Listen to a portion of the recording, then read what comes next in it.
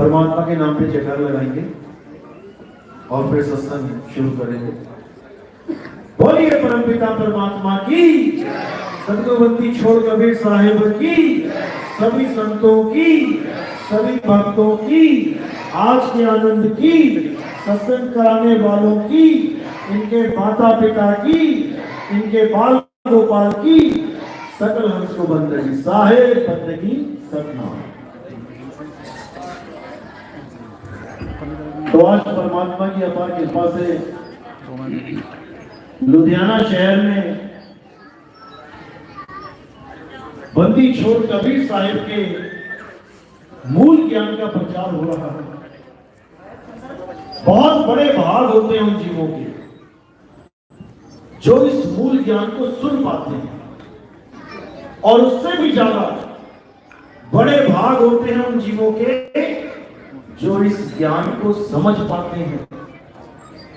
क्योंकि सुनते तो बहुत हैं लेकिन इसको समझ नहीं पाते। इसीलिए साहिब ने बोला कि लाखन में कोई समझ न पाई है और कोटि मध्य जानेंगे, कहे कबीर सुनो भाई साधो, हमें बिरले हंस पहचानेंगे। कि 1 लाख आदमियों के आगे अगर ये सत्संग कर दिया जाए तो सुन तो 1 लाख लेंगे लेकिन बात को समझ नहीं पाएंगे। और 1 करोड़ के आगे अगर ये सत्संग रखा जाए तो उसमें से बिरले हंस 10, 20, 25, 50 इससे ज्यादा समझने वाले नहीं है। क्योंकि ये मूल ज्ञान है। आपने आज तक जितना भी ज्ञान किसी भी माध्यम से सुना, चाहे टीवी से, चाहे सत्संगों में जाके, चाहे मंदिर मस्जिद गुरुद्वारे चर्च में कहीं भी जाके जो आपने ज्ञान सुना वो पवित्र ज्ञान है। पवित्र ज्ञान यानी एक आदमी को पवित्र रास्ते पे चलने का काम, कि दुनियादारी में जितने भी अवगुण हैं उसको छोड़ के एक पवित्र आत्मा बनना है। तो पवित्र ज्ञान में जितने भी ज्ञान आते हैं वो सब शामिल हो जाते हैं। लेकिन जो मूल ज्ञान है वो ज्ञान क्या है? वो केवल और केवल सदगुरु कबीर साहब इस सारे संसार में देने आते हैं। उनके अलावा और कोई नहीं है जो इस मूल ज्ञान को दे। सब संतों को जो मूल ज्ञान दिया वो कबीर साहब ने ही दिया। इसीलिए सारे संत कबीर साहब की महिमा गाते नहीं थकते। तो ये मूल ज्ञान जिसको भी दिया गया उस संत को लाखों कसमें दी गई कि ये मूल ज्ञान अभी मत खोलना। जितने भी संत हैं सबने वाणी लिखी, लेकिन आप विचार करो एक भी संत ने अपनी वाणी का भावार्थ क्यों नहीं किया? किसी भी संत की वाणी देख लो इस दुनिया में, सब संत वाणी बोल के गए लेकिन वाणी खोल के नहीं गए। आज जो भी उठता है संतों की वाणी को पढ़ता है, अपनी मन मत से उसका भावार्थ करके दुनिया को बहका देता है। अज्ञानी जीव उस भेद को नहीं जानता। जो पढ़ा हुआ देखता है, लिखा हुआ देखता है, उसी को सत्य मान के चल पड़ता है। तो इसीलिए कबीर साहब ने धर्मदास जी को भी बोला कि धर्मदास मेरी लाख दुहाई और ये मूल ज्ञान बाहर ना जाए। जो ज्ञान मैं तुम्हें बता रहा हूं ये ज्ञान बाहर नहीं जाना चाहिए। पवित्र ज्ञान तुम जग में भागो और मूल ज्ञान गुप्त कर रखो। पवित्र ज्ञान यानी जितना भी पूजा पाठ का ज्ञान है, जितने भी मंत्र तंत्र जंत्र का ज्ञान है, ये सब तो तुम बताते चले जाओ। लेकिन जो असली ज्ञान है जिसके द्वारा इस जीव की मुक्ति होगी वो किसी से मत बोलना। क्यों मत बोलना? अगर नहीं बोलेंगे संत तो कल्याण कैसे होगा? उसके लिए क्या बोला? पवित्र ज्ञान तुम जग में भाखो, मूल ज्ञान गुप्त कर राखो। मूल ज्ञान बाहर जो पढ़ी, पिछली पीढ़ी हंस न करेगी। जो भक्ति कर रहे हैं और जिनके पास सत्य नहीं है उनको मुक्ति नहीं मिलने वाली। क्यों? क्योंकि वो मंजिल तक नहीं पहुंच रहे हैं, वो केवल सफर पे चल रहे हैं। आप कोई भी भक्ति कर रहे हो, आप कोई देवी देवता पूज रहे हो, आप कोई मंत्रों का जाप कर रहे हो, किसी ने कोई गुरु बना रखा है, उससे कोई दीक्षा ले रखी है, क्या आपको पता है कि जो मैंने लिया है, जो मैं कर रहा हूं वो सही है या गलत? सब अपने आप को ठीक मान के बैठे कि जो कुछ भी मैं कर रहा हूं वो सही है। कैसे पता लगे कि जो मैं कर रहा हूं वो सही है भी या नहीं? कैसे पता लगेगा? आप पेट्रोल डलाने जाते हो, भले आपके सगे चाचा जी, सगे मामा जी, भले कोई भी खड़ा हो, उसने अगर बिना मीटर दिखाए, बिना जियो दिखाए तेल डाल दिया तो तुम्हें कैसे पता लगेगा कि पूरा डाला कि नहीं?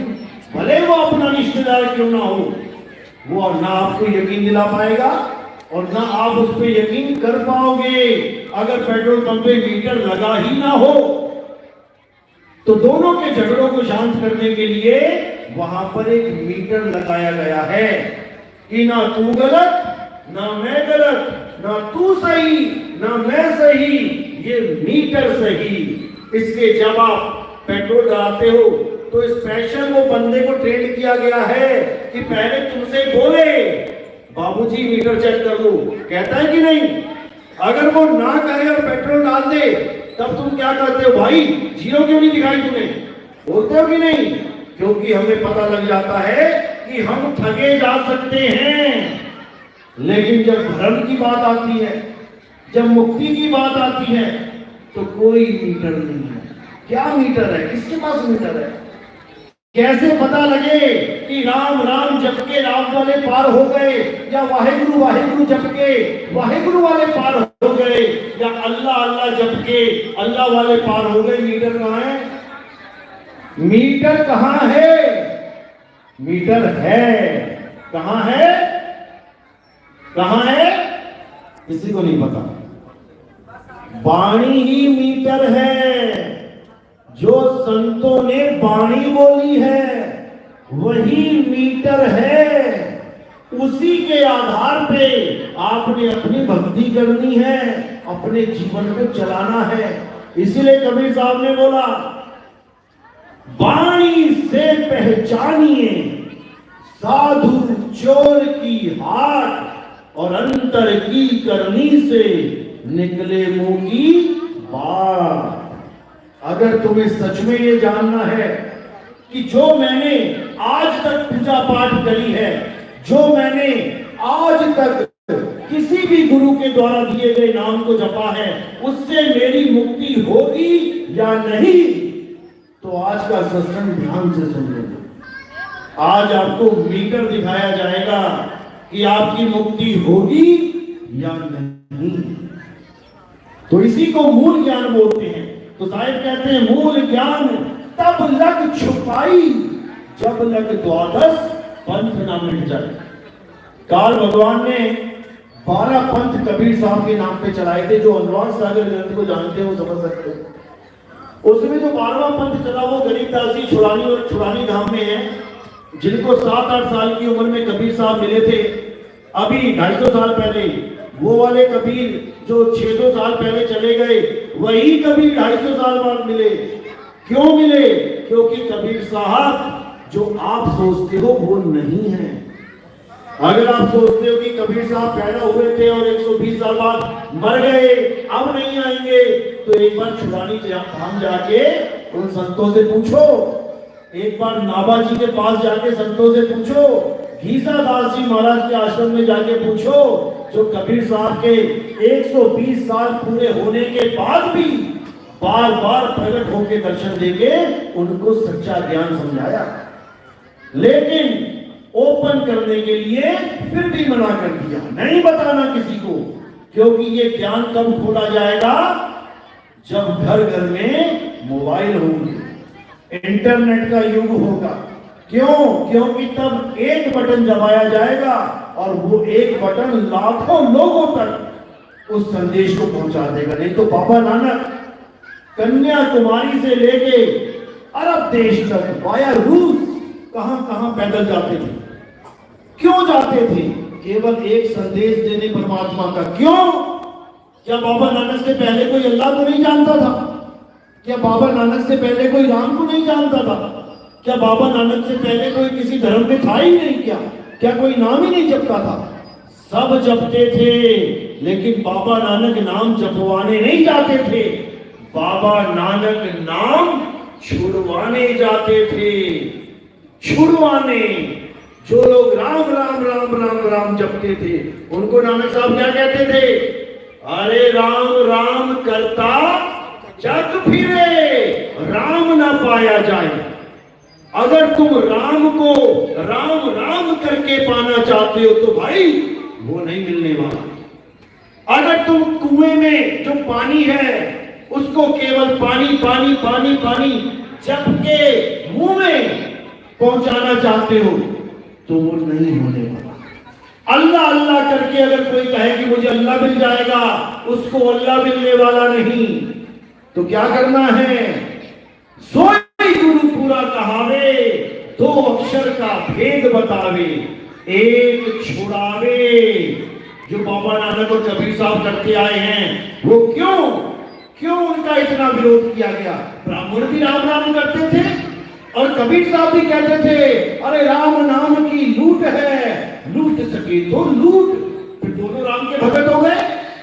फिर ब्राह्मण और कबीर साहब में फर्क क्या रहा? जब तक ये फर्क तुम्हारे समझ में नहीं आया, तुम यही समझते रहोगे कि कबीर साहब भी राम जी के पुजारी हैं। मीराबाई हाथ में कृष्ण जी की मूर्ति लेके घूमती थी। आज तुम लोग जोड़ देते हो रविदास जी के साथ, और रविदास जी के कट्टर वैरी कौन है? वही ब्राह्मणवाद। तो कृष्ण जी के पुजारी कौन है? वही ब्राह्मणवाद। तो मीरा किसके साथ कनेक्ट हुई?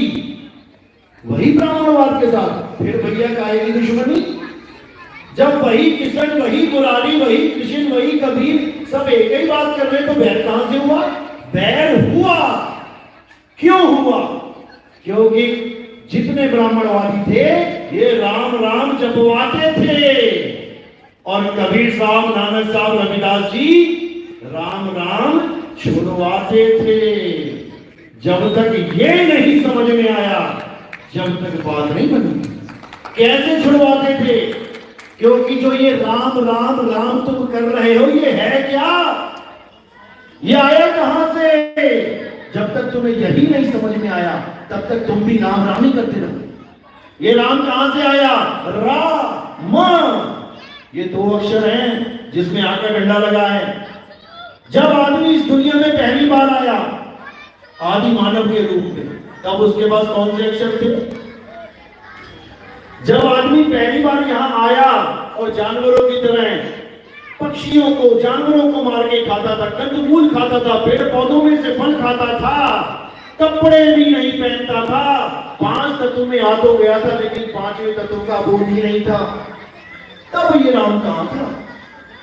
5 तत्व बताए ना, आसमान, हवा, अग्नि, पानी, धरती, आदि मानव 4 तत्वों को जानता था, 5वें को नहीं जानता था। कौन सा तत्व है वो? दिमाग लगाओ। किसको नहीं जानता था वो? सोचो। वो नहीं जान, आकाश को जानता था, आकाश के नीचे रहता, ऊपर देख लिया आकाश ही आकाश है। हवा को सूंघता था, हवा से सांस लेता था, जानता था। धरती पे रहता था, पानी को पीता था, 4 तत्वों को जानता था। 5वां तत्व कौन सा है जिसे नहीं जानता था? अग्नि। आग को नहीं जानता था। कैसे जाना आग को? जब वो शिकार करता था जानवरों का और दिन में पत्थर मारता था, तो वो पत्थर जानवर पे ना लग के अगर किसी दूसरे पत्थर से टकरा जाते थे तो दिन में चिंगारी होती तो थी, लेकिन दिखाई नहीं देती। लेकिन रात में जब उसने पत्थर मारा और जब पत्थर से पत्थर टकराया तो उसे कुछ दिखाई दिया, उसको चिंगारी दिखाई दी। अब शिकार को तो जाने दिया, भैया तू जा। अब पत्थर से पत्थर टकराने लगा, और जब बार बार पत्थर से पत्थर टकराया तो क्या प्रकट हुआ? अग्नि, इसीलिए अग्नि तत्व को एक खोज कहते हैं। अग्नि तत्व एक खोज है। साहिब बोलिए।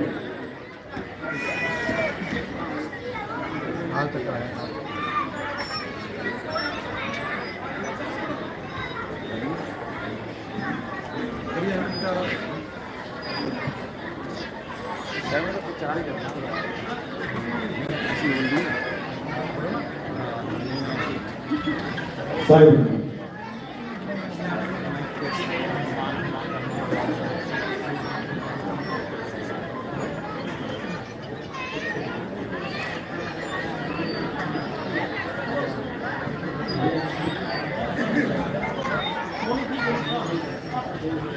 बोलो सतगुरु कबीर महाराज की। मैं इतने आते अशोक प्रेसर कपी MLA साहब जिन्होंने अपना कीमती वक्त करके बाबा जी के दरबार में अपनी हाजिरी लवाई। मैं असी पूरे समाज वालों और अपनी टीम वालों इन्हों जी आया आखदा ते मैं सतीश जी का, दलीप जी का, ब्रिजलाल, धर्मपाल जी, सरबीर कुमार टोमी, बहुत जमनलाल जी, मेरे फादर साहब, साडे चाचा जी अते साडे सारे ही समाज के जिन्हें भी आगू हैं असीं इन्हां नूं बहुत बहुत बधाइयां दिंदे हां। और जगराओं तो कृष्ण प्रधान जी, प्रहलाद मदन जी, रॉकी जी, फलादीप जी, शेरपुर तो कपूर जी, जगदीश जी, बलजीत जी, मुल्लापुर तो मुकेश जी अते उन्हां दी टीम अते दुग्गल साहब, ਅਸੀਂ ਇਹਨਾਂ ਨੂੰ ਸਾਰਿਆਂ ਨੂੰ ਜੀ ਆਇਆਂ ਆਖਦੇ ਹਾਂ ਅਤੇ ਆਪਣੇ ਸਮਾਜ ਵੱਲੋਂ ਇਹਨਾਂ ਦਾ ਤਹਿ ਦਿਲੋਂ ਧੰਨਵਾਦ ਕਰਦੇ ਹਾਂ। ਸਤਿਗੁਰੂ ਕਬੀਰ ਮਹਾਰਾਜ ਕੀ।